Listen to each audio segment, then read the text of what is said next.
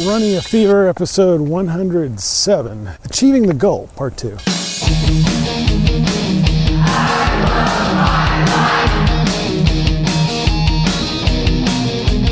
Fashion report addendum to the fashion department. As you know, I've had 3 pair of shorts from Walmart, and first one didn't last very long. I mean, in its complete state, I'm still using it. The second and third ones were both And One brand, and what's happened yesterday was one of the strings broke. And I say one of the strings because this is basically the design problem. It has 2 strings that are welded to the fabric of the shorts inside a sheath that comes around the front. In the back, you don't have that sheath, you just have a waistband, elastic waistband. Now, this could have been designed better with just a little more string, obviously, but it's cheap. So my endorsement of Walmart is kind of suffering right now. I lost another pair of shorts. I'm not even going to keep those because I need the string. I feel like I need the string now. 2 cyclists passing me. And I'm now 3.89 miles into the 5-point Screw 5 trail. Of course, I started at 1.5, so it's about a little over 2 miles. Actually, no, because that's counting down from 5-point Screw 5, so live math, wow. It was 2, it was like 3.5, okay. Roughly speaking. Bought some new clothing. Unfortunately, it's just, I hate that I'm spending so much money on clothes, and not really workout clothes so much, except for the shorts.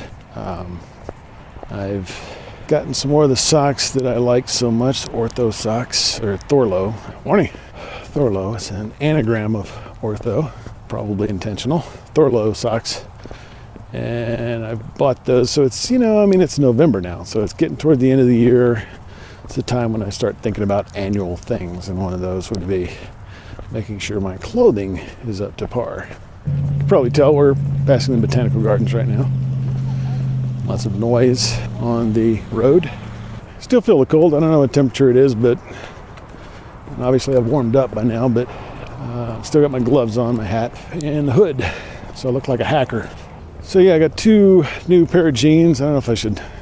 Levi's 541s, a size 32. So officially, the 541s are a little flexible. They're definitely kind of snug, but they're not uncomfortable. And I know that if I went down on the 501s, which are straight-legged, regular denim, that they would probably be at a 32 waist, probably uncomfortable in the thighs. So I've lost a whole foot in waist size over the last 11 months. Hopefully that's enough to get me through the winter. I guess now that I'm, almost done at the first lap, it's a good time to start talking about why I'm actually here. I believe it was episode 5, very near the beginning of Running a Fever's production series. I think it was episode 5, that I set a goal. It's easy to find because if you look on the archives at runningfever.com, you'll see the title, Setting a Goal.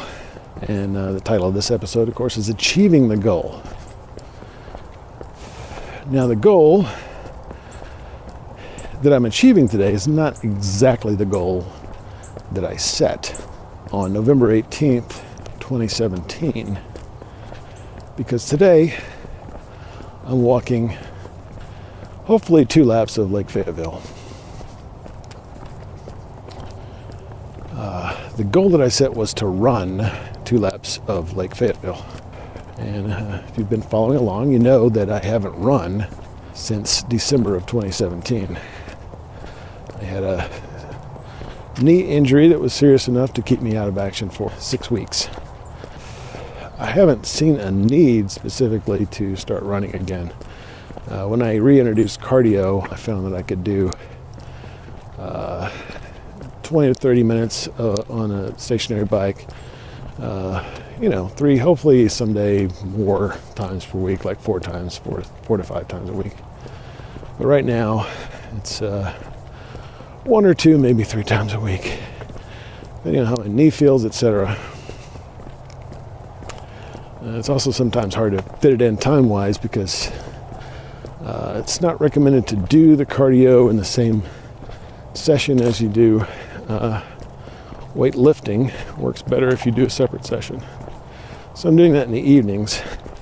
So that's how I get my cardio, and I think that's already helped to get my blood pressure down, as you probably heard in the episode in which I gave my biometrics results. So I'm not running today, but I think it's important to recognize that I've learned a lot in the last year, and hopefully I've transmitted that knowledge to you and helped you out a little bit. But I've run a little bit, I've walked a lot, I've done a lot of other types of exercise, I've tried different diets. Some of those diets were terrible, especially earlier this year. And I've changed my attitude, which is probably the biggest factor in my health today. So, what I've learned is, and I kind of knew this from the beginning, some people recommend against running. There are good reasons to do it, good reasons not to do it. So far, no doctor has recommended running to me. Walking, yes. Other types of exercise, yes. Not running. Why? Because the damage that it does on your body is, there's risk enough of that damage to outweigh the benefits. Not for everybody, but for me, certainly. Now, of course, I weigh between 70 and 80 pounds lighter than I did when I had my injury. And so running might not have as big of an impact. But I also have seen various tweaks to my so-called bad knee. As I speak, I'll go ahead and adjust the sleeves again because they do keep falling down, being over my tights compression pants. But good morning. So again, I'm not ruling running out completely. I'm just saying I'm sticking for now with what's good. I also think that lifting weights, and I have made progress in that area because I'm now doing squats with a significant amount of weight. The first squat that I did, I reported on. I can't remember what it was, but sometime this year, I went in the gym, did one squat with just the bar, which I believe weighs about 45 pounds, and I felt something in my knee, and so I didn't do that for a while. But as I've gone on and I've done other leg exercises, those muscles have become stronger, I believe, and such that my knee is being supported better. Lots of traffic, even on an early Saturday morning here. Morning here on Don Tyson Boulevard, right next to the trail, as I traverse Copperhead Crossing. So you got to adjust your goals accordingly. I perhaps by starving myself could get down and actually lose 100 pounds in this year, but I'm not going to starve myself to do that. That's something I've learned. I'm doing the healthy thing. I've got to practice what I preach. And I'm not running or trying to run 10 plus miles today. I'm doing the safe and healthy thing. Again, not that running's not healthy in general, but it is risky. There are health risks to doing it that are higher than walking. So I view this as an adjusted goal accomplished. And I'm not going to be so stubborn to say, well, I failed because I'm not running today. I don't believe in failure. Any setback or mistake is just another step in the journey toward success. The fact that I'm not running and I have made such great progress in my health indicates that I have success here.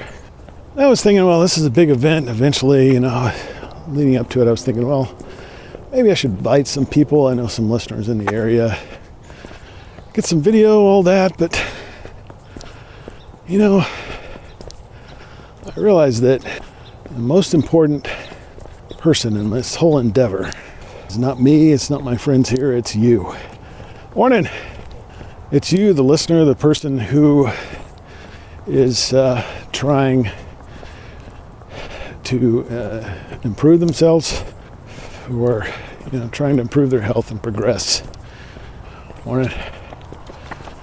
Believers. So you are here. You are here with me, and that's the most important thing. So other than that, nobody's here. Because actually, nobody knows I'm out doing this today. I haven't told anyone. And it's probably a good time to look at not only the past, but the future. What my goal is going to be going forward, because there's consistent improvement. I'm not going to stop because I've reached this goal. I'm going to keep podcasting. I'm going to keep trying to improve. And so the goal next year is not one of distance or any kind of objective external sort of measurement, but it is a measurement. You have to measure really to have a goal. And so what I've decided for 2019, the goal is to get to 15% body fat. Now, that's a very aggressive goal. It's a very aggressive goal. Building muscle takes a long time. When you get to this point, losing fat is also not a quick process. I think I lost 10 or more pounds in the first week that I was dieting earlier in this year. And that was when I was 274 pounds to start with. Just not that hard. You eat less and that's pretty much it. But now it's a little bit harder because I'm working out 5 days a week in the gym. I'm doing my cardio in the evening. I'm doing activities on the weekends. And I'm eating 2,000 calories a day. And I am still not losing weight very quickly. So that should tell you what's going on and why my goal of losing 100 pounds is just not really realistic in terms of maintaining my health. So the goal for next year is 15% body fat. Realistically, I think I can get under 20, and that would be a great achievement, to get under 20%. Into the teens would be great, but 15 will be my goal. Good morning. Past one of the turnouts to Lake Fayetteville or Razorback Trail. It's kind of a circular thing. I've taken pictures of it before, and I'm going past the fields, open sort of grass fields. The mile marker is 2.61, so we've got a little over a mile to go on this first lap. I have started to feel a little bit of activity in my knee at this second. It's not really bothering me, but it's just kind of letting me know that it's there. And the sun is coming out, and I'm starting to see the beautiful leaves on the trees. It's autumn in the Midwest / upper South. We are now on the second lap of our historic goal-achieving workout today. Second lap of Lake Fayetteville. I stopped at my car, dropped off gloves, my knit cap, the Cyclops light. My hands are still a little bit cold, but they were getting too hot with the gloves on. I got the hood down, so I'm fine on the head part. And morning. So I got my phone out. I'm going to take this opportunity to take a picture of a tree that's of extraordinary fall color right here on the side of the trail next to Lake Fayetteville Park. So we're all set to go on the second lap. So I stopped, I drank the rest of that 20-ounce bottle of water that I started with today. I've got more there when I get done with this. And I've already walked more than 5 miles and I'm walking away from my car. That's a risk. But I am very confident that I'll make it back. Speaking of making it back, I also got my dried apple and ate that. And it's amazing. You get sugar in your bloodstream. Wow, this world looks brighter. Even though I had that big breakfast, it really made a difference having that little snack right there. So I got a little water, got some fuel. I walked around the Fayetteville-Springdale Center for Study of Aquatic Resources, which is the building at the old stomping grounds. Philosophy department. I haven't talked about the most important aspect of this journey, and that is my philosophy or attitude about life. I recently, and just so you know, this section of the podcast is going to be for, I will also be presenting to some people who not only have never probably listened to the podcast, but may not even understand what a podcast is exactly. So just excuse that part of the explanation. I've been doing this for over a year, or almost a year at the time I'm recording this. And podcast is just a audio recording, among other things, but generally an audio recording that is made available on the internet. And people can subscribe and automatically get these sent to their smartphones and listen to them in serial, just like a radio show in the old days. So it's kind of like an internet radio show. And this one is focused on fitness, basically general health, fitness, medicine, and diet. And I've documented my journey and in the hopes of helping other people to do the same. So, philosophy department. What happened in the last year to change my philosophy of life? Well, I decided to love my life. And because I love my life, I want to make it last as long as possible. That's the emphasis on health. But I've also sort of discovered a kind of purpose in life, or a gift. I believe that everyone has gifts. I believe they come from God, but they are with us from generally our entire lives. They can be developed, but they are there nonetheless. The process of discovering these gifts has been a long one for me. I originally was thinking about doing a podcast called Searching, because I'd spent so much time searching. I'd done so many things. I mean, a list of all the 48 different hobbies, jobs, etc. that I've had.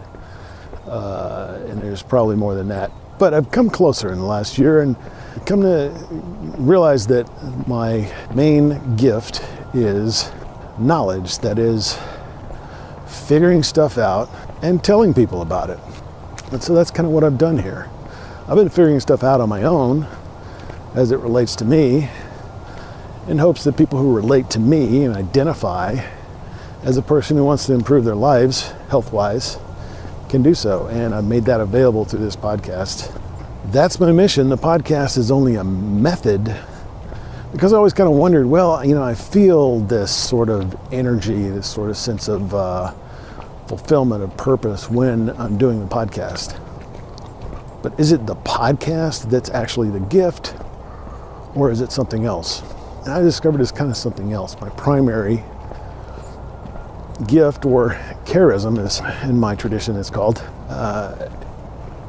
is knowledge. So knowledge is that gift of assimilating information, generally through study of some kind. So if you're a professor and you do research and then you write, that could be, sort of classic definition of the knowledge charism. For me, it's podcasting is one of those things one of those ways that I transmit the things that I've learned. Morning. Morning. Writing, I believe, is one of my gifts as well. I do some writing on the blog, and I have written some other stuff that's out there. If you go to Amazon.com, search for, well, forget about it. If you search for Michael Davis, you'll come up with about 9 million returns. But if you go to davisfalk.com, DAVISFALK.com, you'll see my 2 books that are available, ebooks that are available on Amazon. When I'm not podcasting, writing is another thing that just has that same effect on me. It makes me feel energized. Keep it up, man.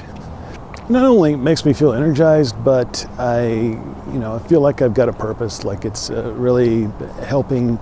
I feel like I'm doing the work of God, and I occasionally get feedback from listeners and mail at runningaFever.com. Love to get feedback from you. So writing is another way that knowledge charism is expressed. The other one that I know of just offhand is when I'm at work, I often get the opportunity to train people in new things.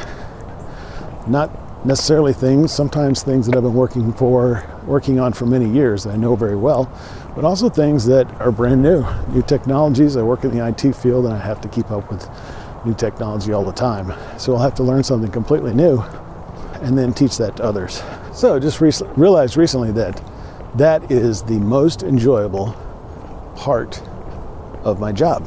So those are 3 gifts or ways in which I use the knowledge charism.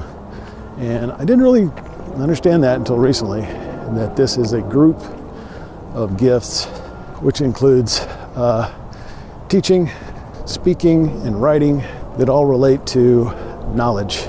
And it just occurred to me, and it didn't, these things don't happen all of a sudden, because the human mind's an amazing thing, and I believe that God speaks to us through our minds. But He's given us a wonderful mechanism, the most powerful computer in the world, and it's always working on things even when we're not aware of them. And so the fact that I've been thinking about these things, the fact that I've gone through the Called and Gifted class that I mentioned before, all those things have kind of worked themselves out in my brain. And so it seems like it's a sudden realization, but really it's a culmination of many months of working and intentionally working, as well as just taking in information with the goal of understanding where I'm supposed to go. And the journey is not complete, but for now I know that this is what I'm supposed to be doing and how I'm supposed to be doing it. Other methods, other messages may emerge in the future, but that's where I am today, and that's basically the philosophy that has propelled me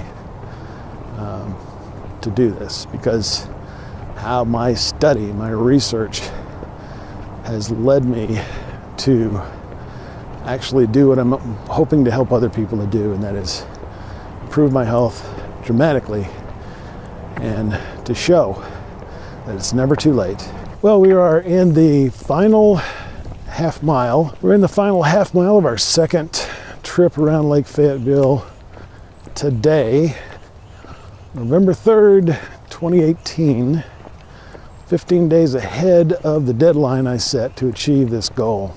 It's a new personal best for me, at least in modern times, and a new record for Running a Fever. Everybody who made this possible, especially Tom, Patty, Amy, and most especially you. If it weren't for you, I'm sure that I wouldn't be here. You are the motivation for getting me out here.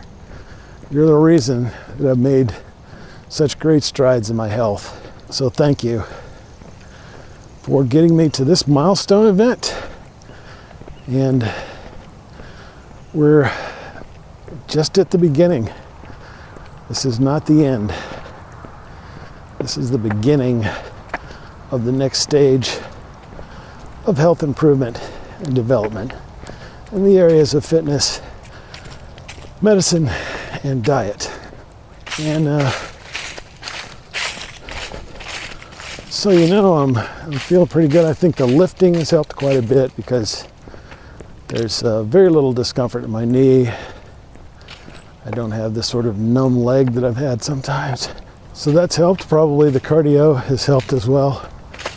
It's just, consistency is so important. Not consistency, but persistence, really. Just keeping on through the pain, the discomfort, the setbacks. Keep on going. Always keep that passion, always keep that fever. I still got it more than ever. I love my life more than ever. I want more than ever to make it last as long as possible. Official time, 10:23. So this actually, we did do it in a little over 3.5 hours, actually. So not bad, less than 4 hours. Catch the fever if you don't have it, keep it if you got it. And we'll talk to you next time on Running the Fever.